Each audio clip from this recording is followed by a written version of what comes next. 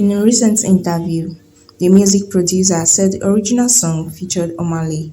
Pheelz said he however took the singer's verse out due to some threats he was receiving.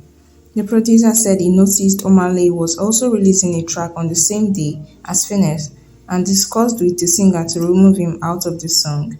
According to Pheelz, Omaly agreed to his request and told him to release the song. Popular Hollywood actor Jamie Foxx has reportedly been rushed to a hospital in Atlanta on Tuesday after suffering an undisclosed medical emergency. The news was shared by Jamie's daughter, Corinne Foxx, on her social media page. According to her, the award-winning actor had suffered a medical complication that had been serious enough to warrant him spending time in the hospital. Ex-PP Niger housemate and singer V has said that she is tired of being single and needs a man. The 26-year-old, who had ended her relationship with her co-star Neil Apofure, said that she has been single for so long.